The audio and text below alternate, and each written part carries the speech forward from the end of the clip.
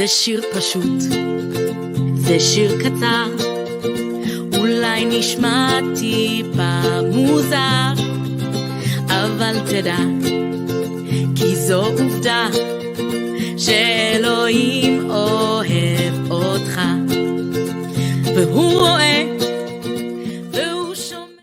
Well, hello. I've missed you. I missed you guys last week. I'm excited to be back. It's great. We are all at this time. Many of you, like me, we're celebrating the Feast of Unleavened Bread right now, and I am looking forward into going to a Shabbat this evening. Those of you might be watching this on Saturday or at another time. Blessings to you. Hi, I'm Charlie Brown, Bible teacher, Messiah follower, leadership coach, recovering control freak, all the things. And we're kind of wrapping up this week, but it's going to be interesting to see how we can kind of pull this week's parsha, this week's portion teaching in Leviticus 9, Sh'mini, how we're going to pull this into maybe some of our feasts, our festivals. I don't know, but this one hasn't it hasn't really been my favorite. Can we just be honest? This hasn't been one of my favorites. I don't know that I've ever said that before, but this week I have a renewed excitement about this parsha. So I'm really excited. So stay through with me. If you start watching, stay to the end, because some of the best stuff that I'm going to talk about today is actually towards the end. I'm really excited. So I'm going to barrel through all this just to talk about it. But, as we're wrapping things up, many of you are counting the Omer. I'm loving using an app to count the Omer every day. If you use the app, would you let me know? I would love to hear it. I'm going to turn these comments on so I can see you if you're watching live. I want to be able to see your comments as you're coming through. I want to know, how do you count the Omer? Do you have a special board that you put up that you go do with your family? And I'm loving the different characteristics. I'm loving, I think one of the first day maybe, the conversation was about shouldering the grace of your family, shouldering. It was just beautiful in using the app. There's different meditations that go along with the prayers, and I'm really enjoying it. But this week, we are in Leviticus 9:1 through 11:47. If you want to hop over also to 2 Samuel 6:1 through 7:17.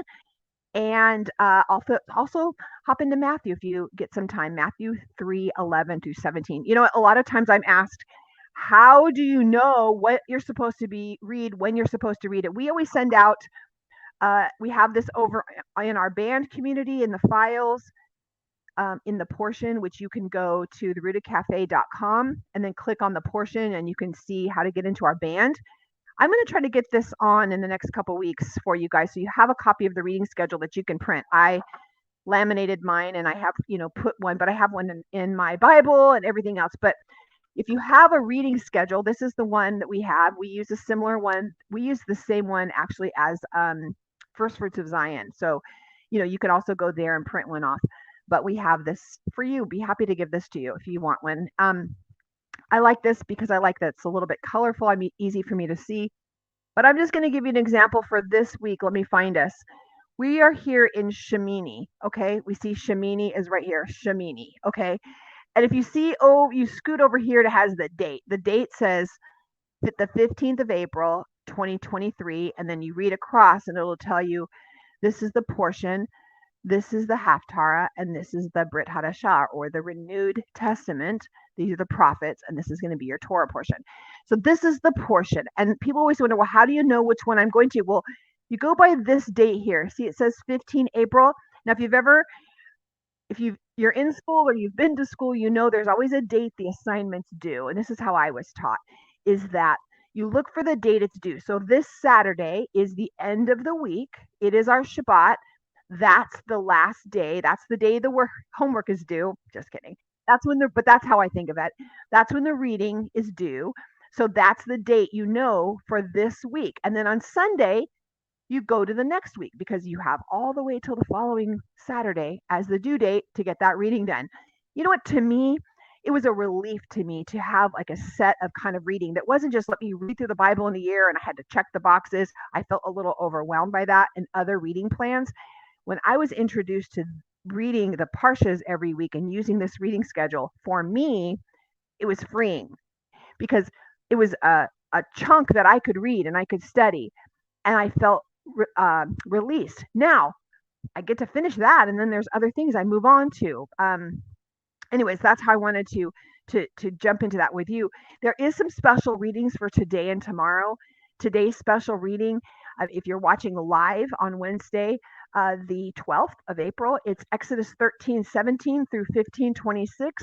And then tomorrow, which would be April the 13th, is finishing out this Shabbat, would be Deuteronomy 15:19 through 16:17. I personally align with the Hillel calendar. I align with Israel. I am have friends in all calendars. I'm an equal calendar friend person. I love all my girls and guys that are in different calendars. We all respect each other from where we're at. It's not a thing we fight about.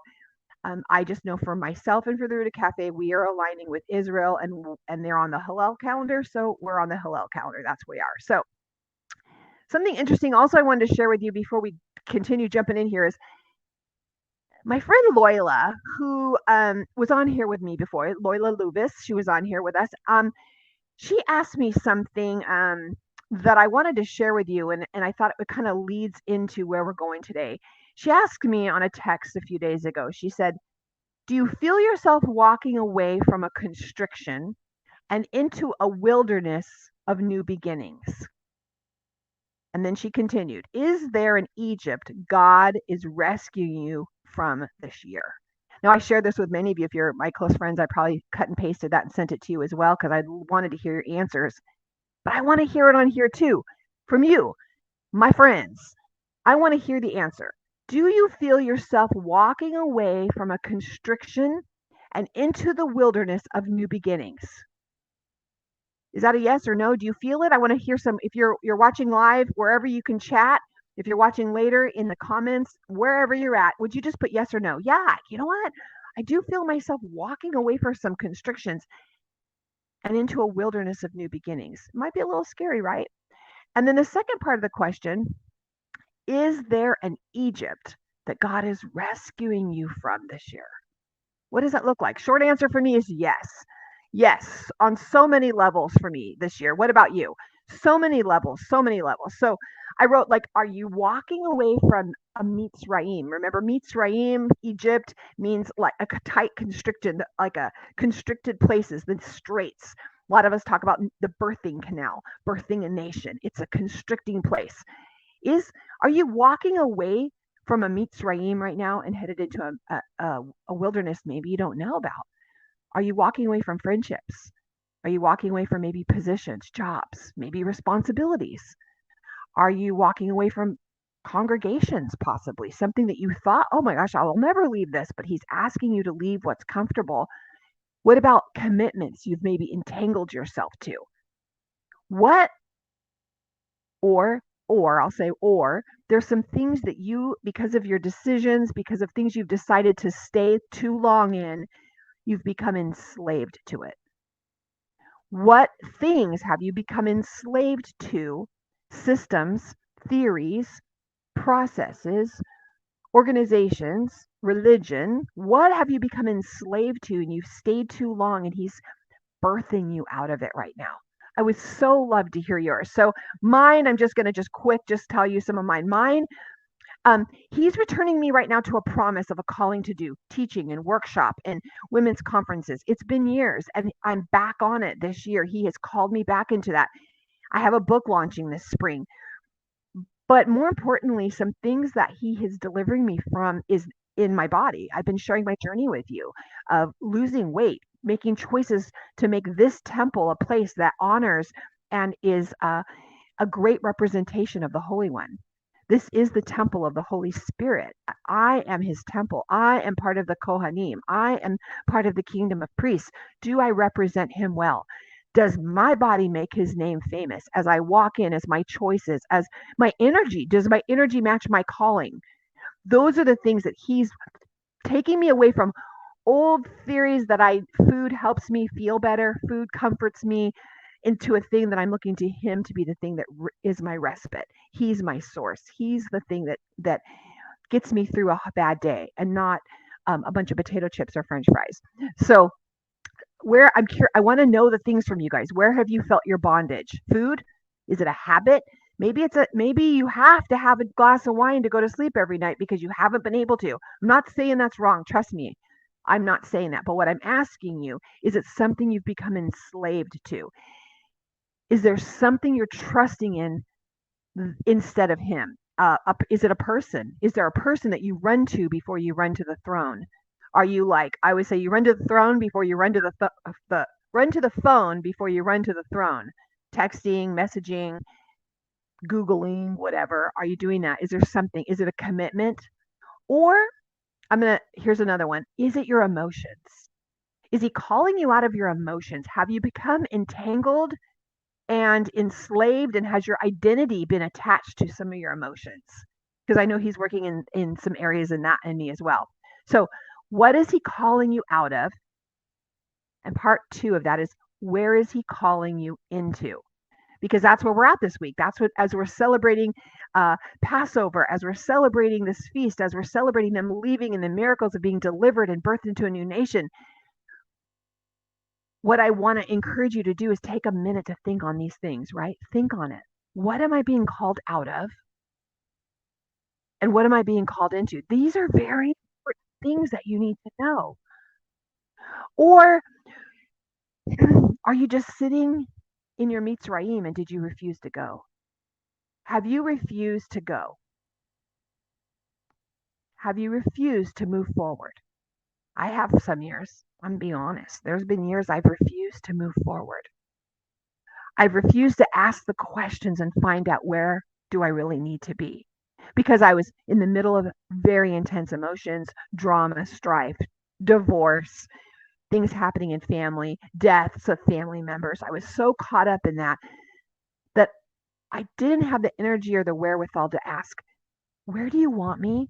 Am I somewhere I'm not supposed to be? Have I become enslaved to something, someone, some idea, some concept, some outside source?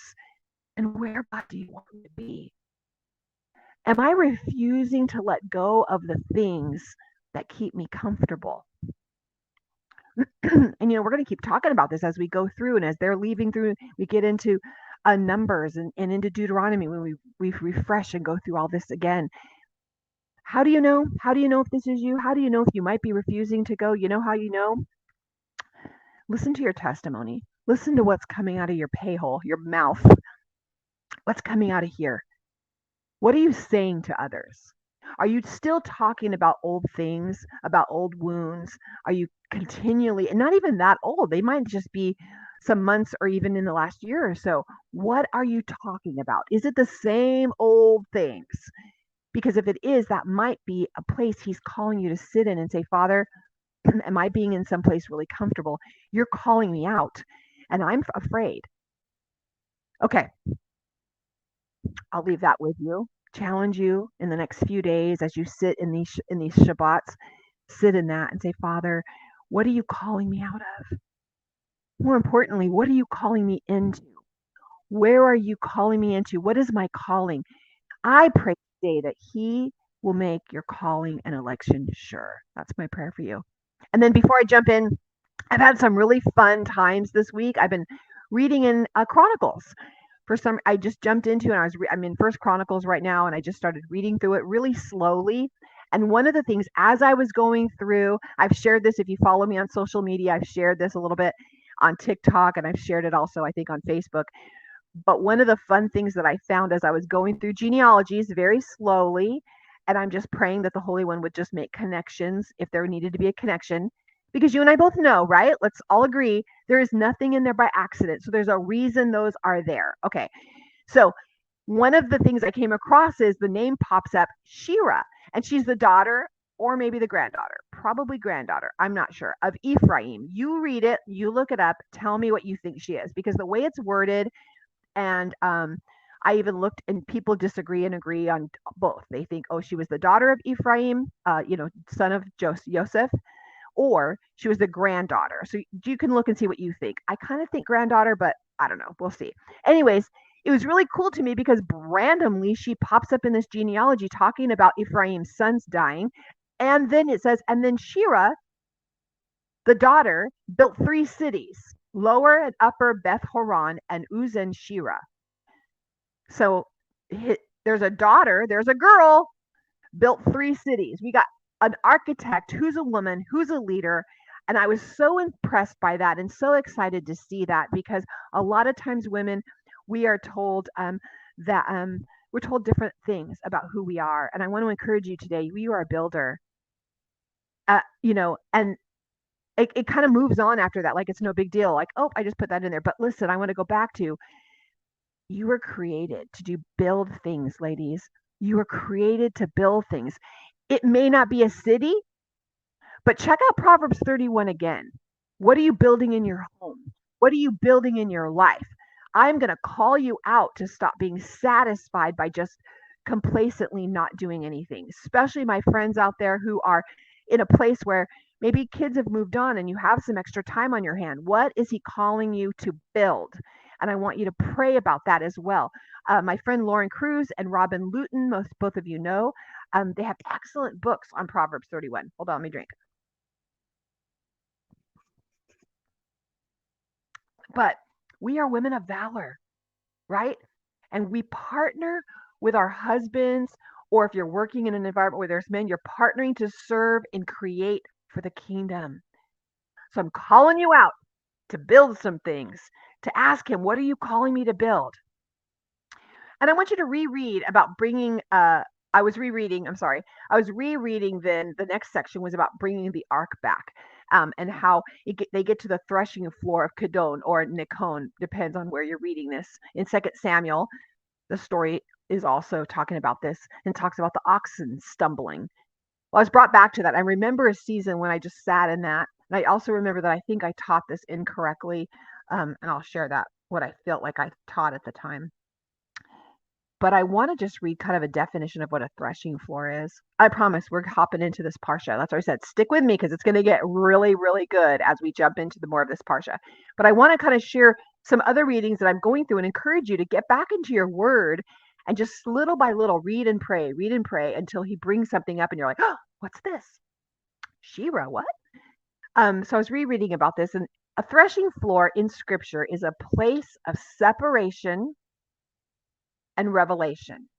It's a place where the harvest was prepared by separating the grain from the useless straw for the purpose of exposing and collecting the most valuable part of the crop. Okay? So it's a place of separation and revelation, and it's a place to expose the valuable part of the crop, which means it's also exposing what's not valuable, right? It's a place of separation. And the reason I'm saying that is, as you're reading in other places, we read it in Matthew when you're reading about the parable of the wheat and the tares. Any of the Gospels where those are, that anywhere you talk about the threshing floor where it's separated, remember that this is what happens at threshing floors.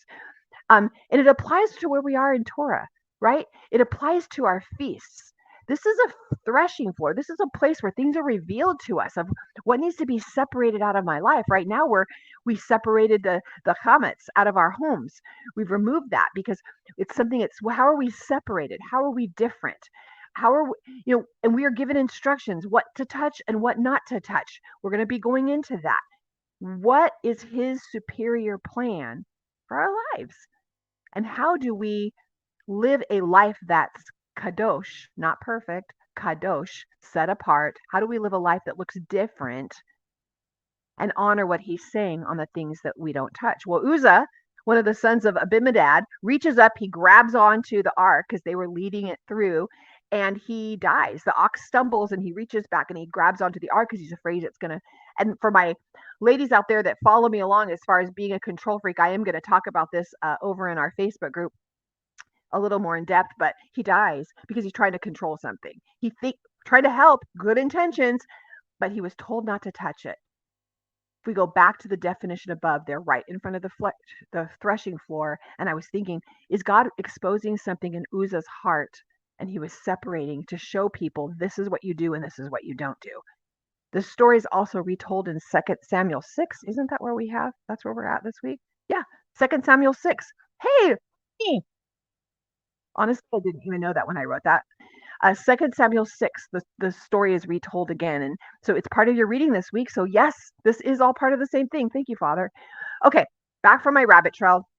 We're going to start in chapter 9 in Leviticus, and we're going to go through, you're going to see going through many of those approaches, or the korbanots, or the offerings. You know, I don't like the word sacrifices, because I want you to remember what that means. Go back and watch previous episodes here, especially starting in Leviticus 1. So it's two ago. Go back and watch those and see what does that mean, because it means it is not the same. It's a way to approach our king. It's not about appeasing some angry god like the pagans did. We went through chatat, sin offerings, olah, the ascending offering, or we talked about shalom, the peace offering, or the fellowship offering. We've gone through all of those, so I'm not going to redo that, but we're going to keep going. In 9:24, I'm going to go a little slower now. In 9:24, fire came down from before Yehovah and consumed the ascending offering, the olah, and the fat of this at that slaughter place, right there at the altar. The fire from Yehovah consumed that olah offering, and it says, and the fat. I think this is important. I'm going to talk about this later, but why is it says the fat? So there's a reason we have to know all the things. And all the people saw and cried aloud and fell on their faces. It says Yasa es panim. Fire came before Yehovah. Yasa. S is look at that. When you look at that in Hebrew, the S is the aleph and the sheen. So that's the fire. It's translated as fire. But look at those letters as they're dancing around each other. The aleph, the full strength of God, the Father, the strength of the Father God. And sheen is his fiery presence. Okay? So it's translated as fire, but I feel like it's so much more than that. I feel like it's this whole thing, his whole presence came down. His glory came down, and it was so big. We see all through the word, we see in different places where you can't stand before him. Sin can't be before him because it's burned up. That's what's going to happen here. His presence comes in and burns it up. Now, I've seen sages say that they say fire came down like a pillar from heaven to earth, that it actually went into the Holy of Holies and then ricocheted out. So it could be true. I don't know. I wasn't there. But what I'm also seeing here is I am seeing the word panim in this sentence. It is that he turned it says, the verse, it says that Yasa es panim. So fire came from before Yehovah is how it's translated. So we saw fire, his presence, panim. Panim is his face. I'm seeing that word here. Is it that he turned his face towards them and his glory, his fire, his presence was manifested, and it burnt up the flesh of that korbanot approach, or the approach? I don't know. I'd love for you guys to spend some time in it. And then it said it consumed the fat. The root is hileb. Let me try to say it right. Hileb, the fat, which means the fat or the fat of the land. The best of the best. So when you say like, oh, that's like the kids will say, that's fat, man. That's the best. That's cool. But if you're looking for the fat of the land, you're saying it's the best of the best. It's the best I have to offer. So when you're seeing that word fat, look to see, like, it's saying not just like we're thinking yucky fat that you cut off your steak, but I want you to think of it a little bit differently, that it's something that, first of all, it's used as a source for fire, but it's also it's saying it's the very best, the hileb, the very best. And they shouted and they fell on the ground on their faces. In chapter 9, then we keep on going. We see that Aaron's sons are working with him. You look at it. It says his sons are working. They're working with him, bringing him the blood and the fat. It specifically says they're bringing him the blood. And then you look on verse 19 of 9. It says, and the fat from the ram and the fat of the tail covering and the kidneys and the appendages of the liver. And they placed the fat on the breast, and he burned the fat on the slaughter place. So they were bringing all that stuff to him. They were very intricately a part of this. They just weren't standing back, a bunch of guys. I've heard many, many commentaries on this, which I'm sure you have too, where you have a couple sons back drinking behind the tent, and they come out like, "Ooh, I'm going to do something," because they're drunk. I want to propose to you today a different way to look at this. Again, I wasn't there, But I'm just going to ask you to look at this just look at what the word says, okay? The word says they were working with him, alongside him, bringing him the fat, bringing him the animal, bringing him the blood so that he could pour it on things. They were assisting him. They were very active in this process. And then it says, the sons took their censers. So it's the instruments that they would use to grab the coals. I'm sure things had been assigned to them. Here's your censers. Here's this. This is where the incense is going to go in. Now remember, they hadn't yet been told to burn the incense yet. They hadn't been told to do that yet. It was part of the instructions. They may have been instructed on how to do it. I mean, they may have Moshe has already told them this is what's going to happen, but they hadn't been told yet to do it. They're just walking through a process, and they're starting with those offerings, the olah, the chatat, the fellowship. Okay, we've seen it. These are the first ones that they're doing through. And then it says they got these coals. Now, where did they get from? What do you guys think? Where did these coals come from? Did the coals come from, I don't know. It says they offered strange fire. So, did the coals come because his fire is what came in and consumed. It didn't say they lit a fire and they burned the offerings and raised them up. They said they placed them on the altar and then his fire comes down and lights everything up. Okay. So was it that he wanted to be the one that started the fire? He was the one, the Holy One starts this fire. Did they go somewhere else? Did they go and get coals from a different fire? And they brought those coals because they knew, oh, we're supposed to do this next. Was it that their heart? So they go grab some coals and says strange fire, which the word is zur. And that word means to turn aside, to depart, to be a stranger from something. So they turned aside from what they were supposed to be doing and from the place they were, and they got it from a different place. Again, here's a thought. God had turned his face. We heard just earlier in chapter 9, God turned his face towards them. Remember, panim, turned his face towards them, and his fire consumed it. He turned and what they ended up doing is they turned aside their face. They turned aside and they got fire from somewhere else. I don't know. Did they turn towards another fire? Did they get the coals from that? It says akazur, zur s, a strange s, aleph shin. Remember the power, the fire of God. Did they turn aside and they went after and I'm talking about us right now, I guess. What do we do that we turn aside and we try to get our power from something else? I'm going to step softly. I think about manifesting. People talk about, I'm going to manifest this. I'm trying to get my power from my own mind and my own way of doing things. I believe that he has already manifested things for my life. So all I need to do is thank him for what he has planned for me, and those things will come to pass. But if we could take it through the contronym side of that, the strange fire of that, what in our lives are we bringing into our lives that's strange fire? That we're going after an aleph shin that's strange. A strange S, aleph shin. What's strange in your life? Is that something that you can lay before him and say, Father, what's the strange fire that I'm going after that isn't what you haven't told me to do that yet? And it says to burn incense, ketoreth. Okay, I want you guys to look that up because it's interesting that it refers to that word ketoreth. It refers to fat being part of the incense. And here they were part of that. Did they take some of that fat and did they use that to burn some of the incense? I don't know, but it was interesting. That popped up to me when I was looking up that word. The root of it is katar. I want you to look at the letters of that word. And I want you to think of the contronym because I think that's what happened here.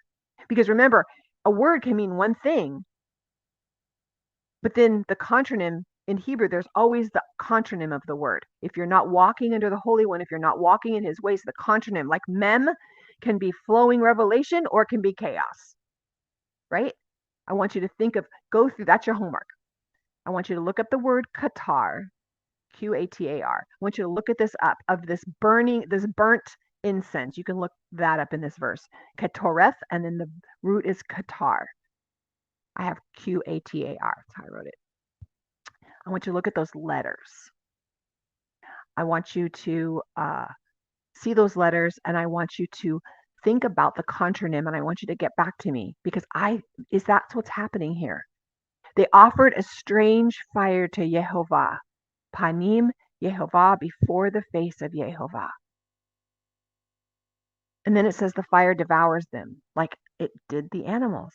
Akar, to devour and burn up. You can look up when they put the fire, it says his fire, his S, Akar, devour. That's exactly what happens here. They present a strange fire, maybe with super great intentions, but it wasn't, they hadn't been told to do it yet, and they were told not to do that, but they were going to jump out in the excitement of all of it. I don't know. I wasn't there. But then it says that God's fire, a card, it devoured and burned them up. So I have a random question. It also says that we know that we'll talk about the sons, Aaron's other sons were not, Aaron, his sons were not allowed to take care of it because they were working in a priestly capacity at that time.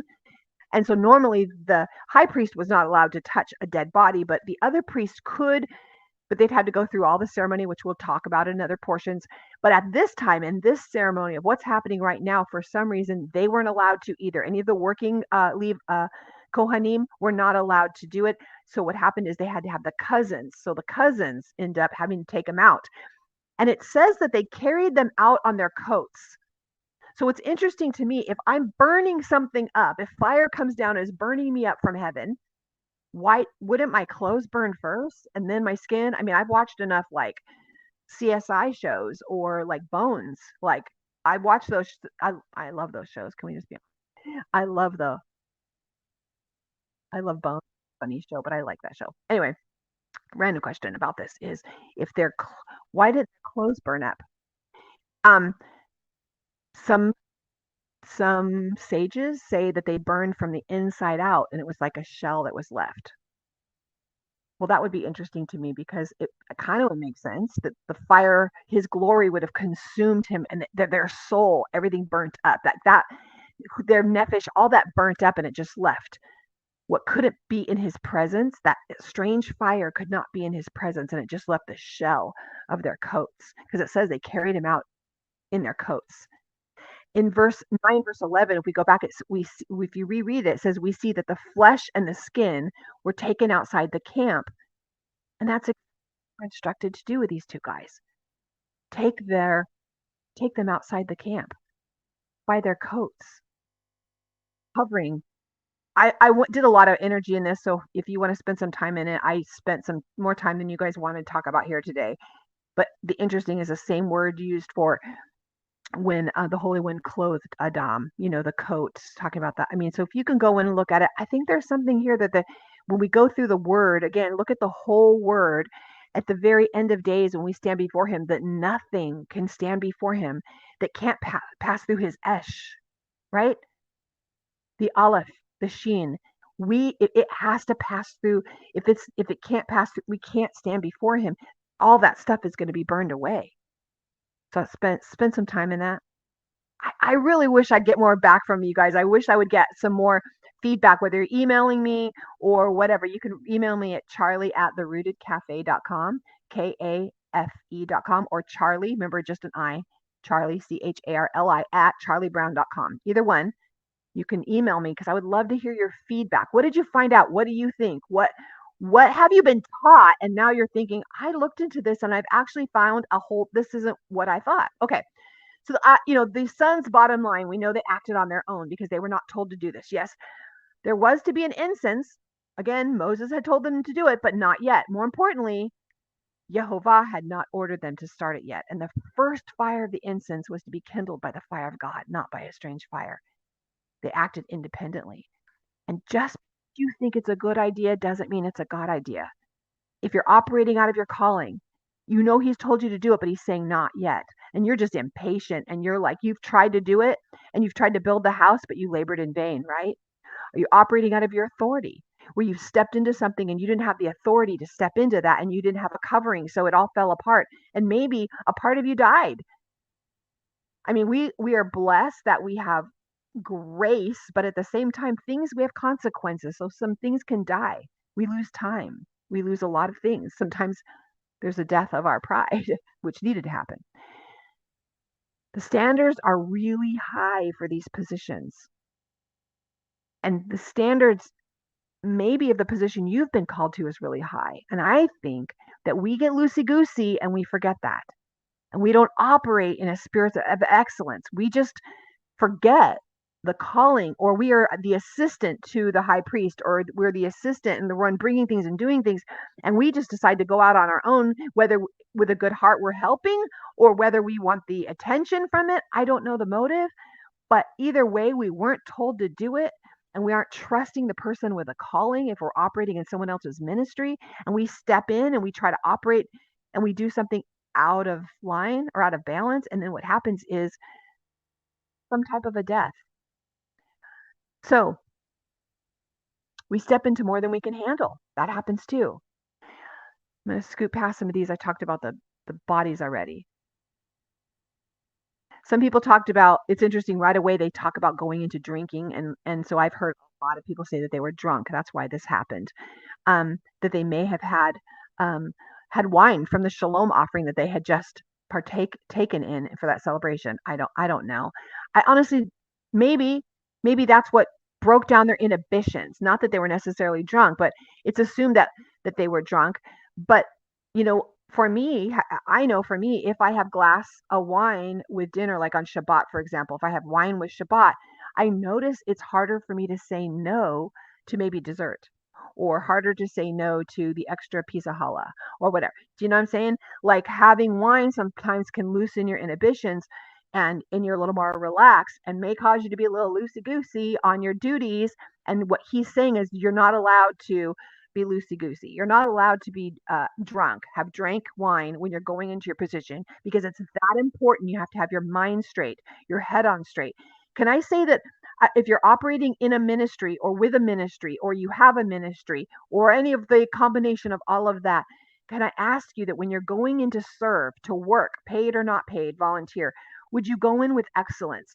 Would you go in not coming in drunk on emotion, drunk on alcohol, drunk on something else? Would you come in with excellence and realize that there's wisdom in that? There is wisdom. So why is this important? We need to pay attention to the jobs of the Kohanim. We need to pay attention as we're reading here what their jobs are. Because why? Because we're called to be the priests. We are called now to be the Kohanim. We're called to be kadosh, to be set apart, to look different. That's when Yeshua said to be kadosh, for I am kadosh. He didn't say perfect. It's not even a Jewish mindset. Be kadosh, be different, look different, be set apart. So as that happens, as we're going through this, we've talked about helping one another, bear one another's burdens. How do we go to the altar? How do we process things? How do we do that? And we see that we need to definitely be sure that we're not doing it drunk. We're not doing it drunk on wine. That this is how we're going to be clear-headed and mindful. And as you go through things, maybe make a list as you see what are some of the things of the priest that they are to do. I'm going to hop into chapter 10. Chapter 10, verse 10, it says, to make a distinction between the set apart and the profane, the set apart and the common, and between the unclean and the clean, the things intended for service and those not intended for service. This is something that we will hit over and over and over again. Okay, there's two words that we're going to do, tameh and tahor. We're going to talk about this all the time. It's very confusing because of the words clean and unclean, because then you start reading in the New Testament about things being clean and unclean. There's some confusion of what's clean and unclean, and what they're talking about. It's not always the same thing. Washing of the hands for this. So it's really important that you understand this concept. If you spend any time in anything, please do it on this. I want you to spend time in these two words, tameh, tahor. And I want you to think about the things that are fruitful, that are fit for service, that are operating in their intended function, okay, are tahor. The things that are tameh are the things that are not operating in there. They are polluted.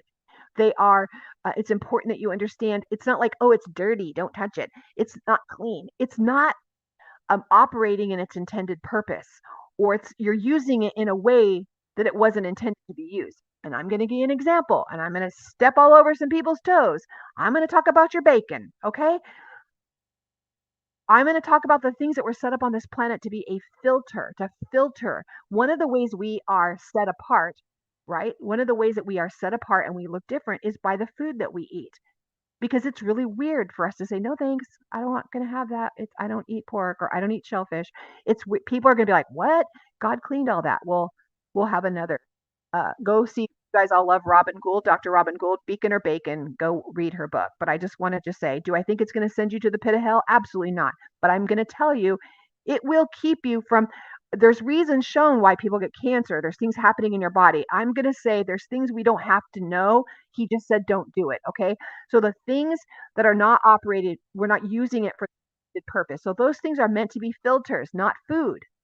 It's like, I'm going to eat some cardboard. No, that's not its intended purpose. It's not intended to be food. It's intended to be used to make a box so that I can put things in it and store things away. It's not that the thing itself is horrible. It's just not meant to be food. Does that make sense? Okay. So tameh, think again.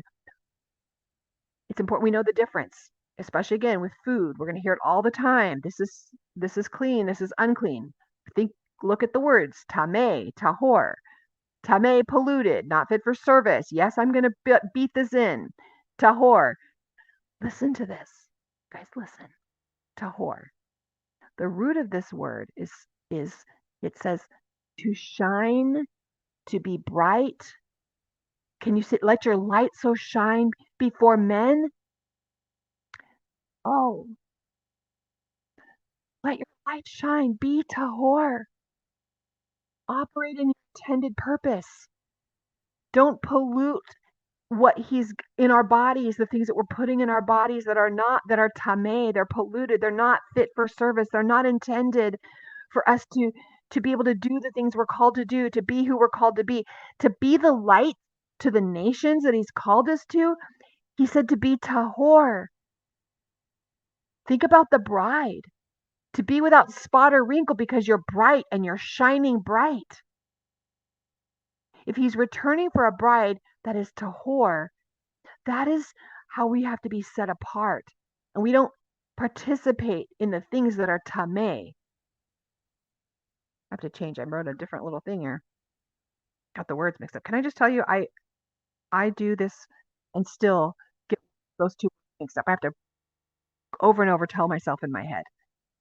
But again, think of it again. Do you see it differently? You're wanting to put things in your body, wear things, do things, celebrate things that set you apart, honor a feast, honor things in your home. You want to be set apart. Why? Because it makes your light shine brighter, or his light shine brighter through you. And that's the reason that we choose to do the things that are clean. They're tahor. Hate the translation. Again, sacrifices and clean and unclean. Not even a great translation.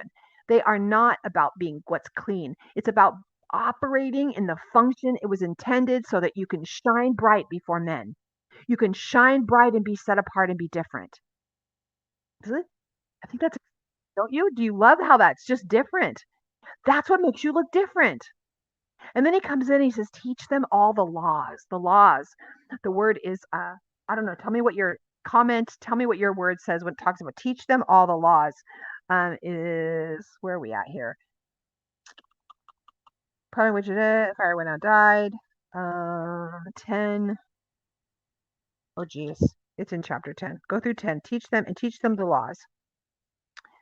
Let me look real quick. I'm going to find this. And do the door, 10 appointments. Don't die. Don't drink strong drink. Distinction between the set apart and the profane. That's in verse 10. Teach the children. Okay, verse 11. Chapter 10, verse 11. And teach the children of Israel all the laws of Jehovah has spoken to them by the hand of Moshe. Okay, teach them all the laws.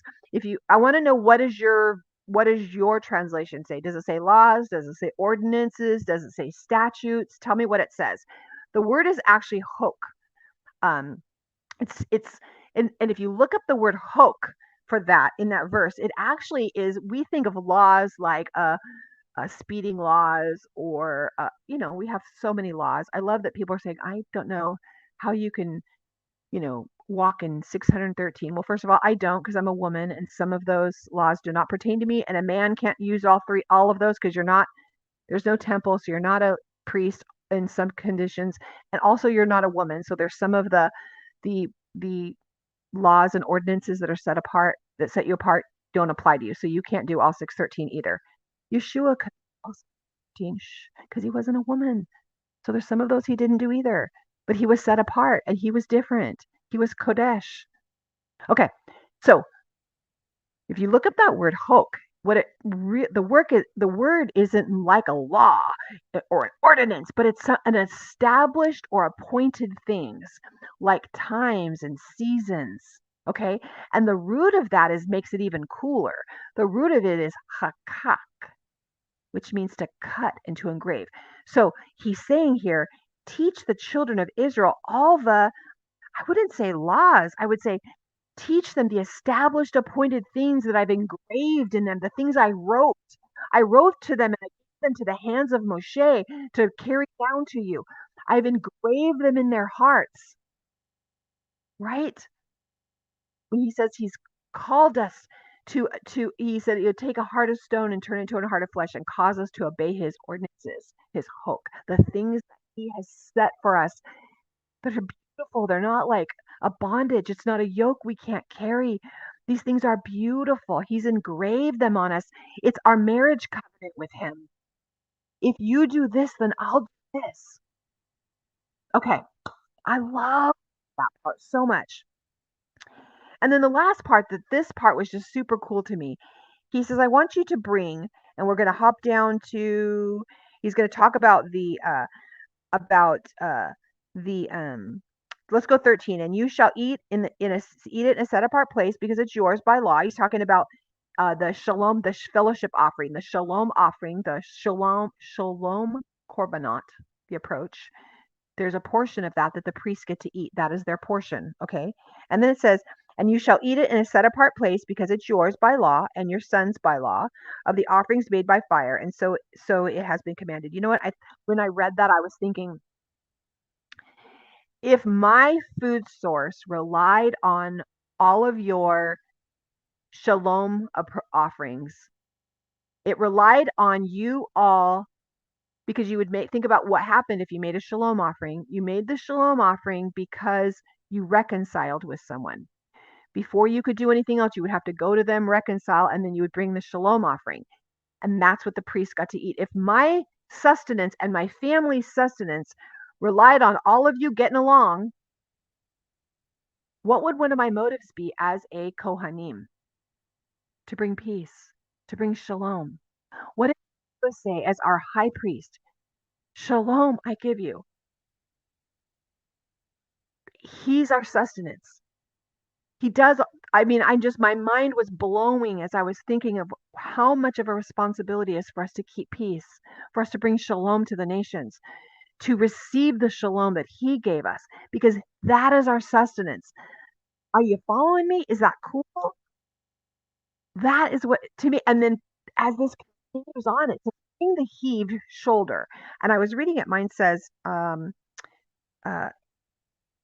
and you shall eat this set apart, and 14 it says, and the breast of the wave offering and the thigh of the contribution you eat in a clean place, and you and your sons and your daughters and you, for they are yours and yours, which are given from the slaughterings of the peace offerings of the children of Israel. If you look up, some of the other versions will say, bring the heave offering. Does yours say that? Tell me what your version says. Or the heave shoulder. I was like, what does that even mean? The heave shoulder. I was looking in Blue Letter Bible, like heave shoulder, terema. The root is room, to lift oneself up or to rise.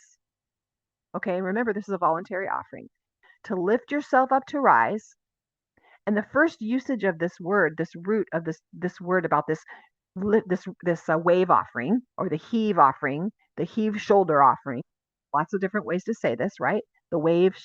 The first usage of this word room is the word that's used, that's lifting the ark, Noah's ark, lifting the ark up, rising it above the sin of the earth, rising it above the chaos. Contronym of shalom is chaos. In the midst of chaos, there was shalom. He's saying, you lift this up. You're going to lift it up. If I be lifted up, I'm going to draw all men into me. You're lifting up this offering, waving it up before them and saying, I know that I'm going to lift this up, knowing that I'm going to lift up and I'm going to raise this above everything else, knowing that I'm going to raise this up above the chaos. This shalom is something we don't understand. And so we're lifting this up, knowing that you are the source of this shalom. We're going to raise this up like we're raising up the ark, right? And it's a really fun word to study. I'm going to give you it's H7311, Hebrew 7311, room. All right.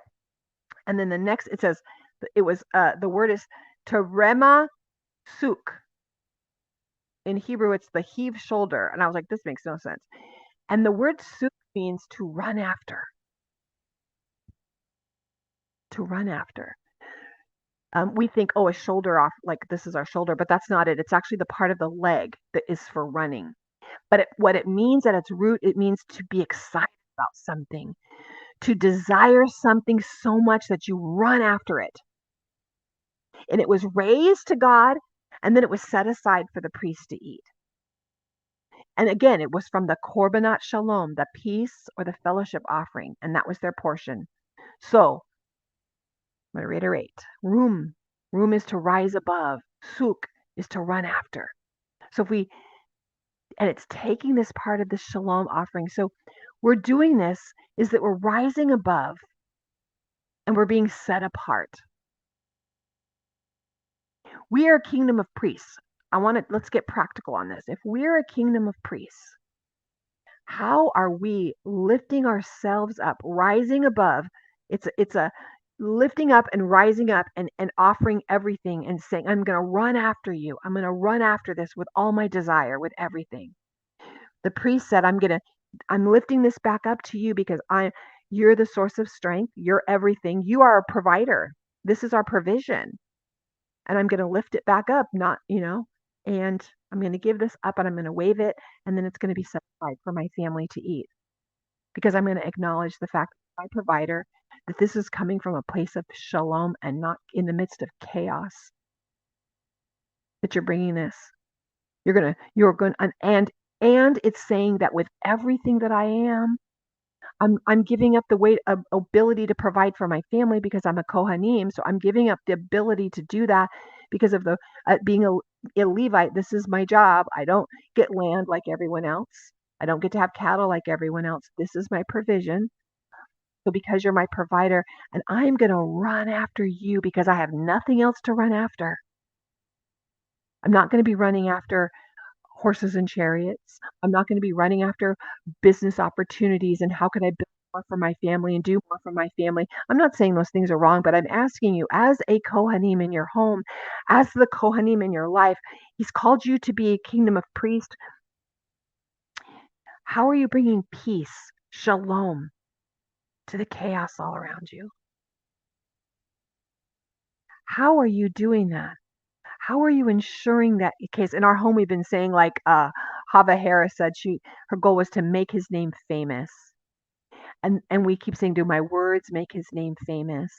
Am I helping others, bringing shalom to situations as a priest? Because I know that's part of my portion, is walking in that type of a shalom. And the desire, and am I desiring all the things that are him? Am I just running and chasing after him with all my heart, with all my soul, with all my strength? Isn't that it? I'm to love the Lord thy God, right? With all my heart, soul, and strength. I'm giving you everything because as a kingdom of priests, that's what I do. That's what I'm lifting up. I'm going to get you guys I have to quick pause real quick. So I had someone being loud in my house. We're going to ask him to shut a door. So I want to desire him. I want to walk in a kingdom where I'm running after him with everything that I have. I'm giving him my whole life. We're good to become a living sacrifice, right? Romans 12:1, it says, I appeal to you, therefore, brothers, by the mercies of God, to present your bodies a living sacrifice, holy and acceptable to God, which is your spiritual worship. Am I a wave offering? Am I lifting up my body and saying, Father, I want to give myself to you? We've talked about all the approaches, how we go through and do that. Am I doing that in my life? Am I doing that with my work? Is that something that I'm doing? Is part of what I'm doing, is the part of my gift that I'm giving back to him? Am I lifting it to him so I have something to provide for my family? Am I bringing that shalom back into my home? Women, men, Psalm 73:25 says, "Whom have I in heaven but you? And there's nothing on earth that I desire besides you." David had this down, right? Chasing after him, chasing after the Holy One. He chased after his heart. He says, "Oh, as a deer pants for the water, so my soul longs for you." That's the chasing after.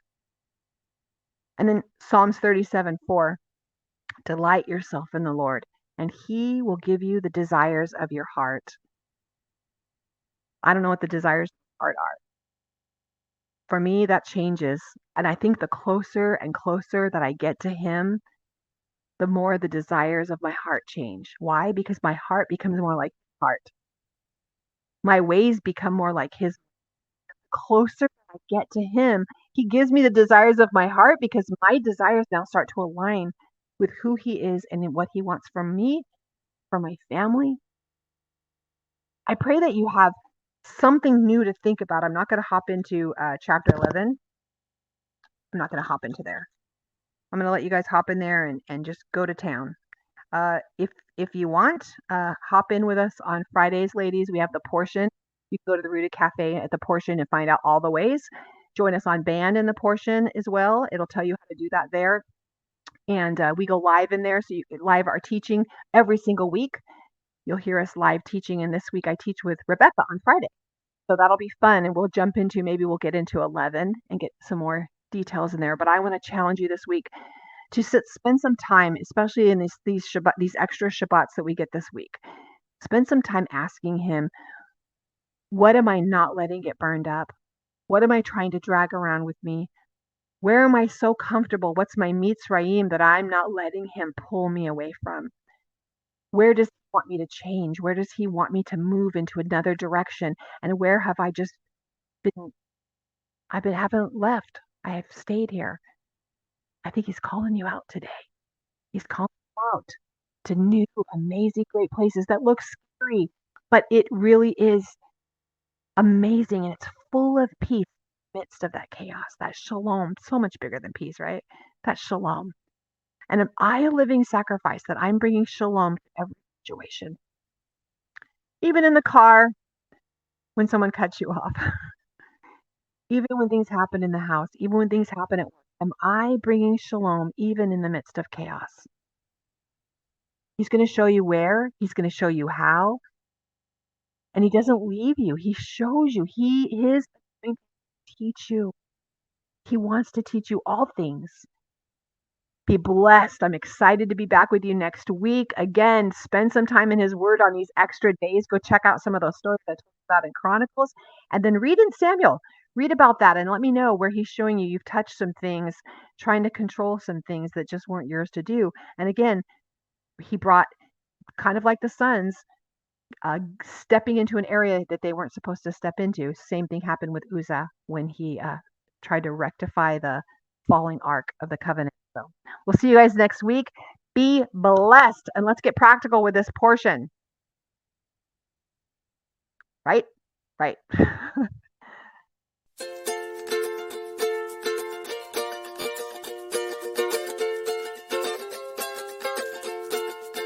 זה שיר פשוט, זה שיר קצר, אולי נשמע טיפה מוזר, אבל תדע, כי זו עובדה, שאלוהים אוהב אותך, והוא רואה, והוא שומע, ואכפת לו מכל דבר קטן. תדע לך, שזו עובדה, שאלוהים אוהב אותך. זה שיר פשוט, זה שיר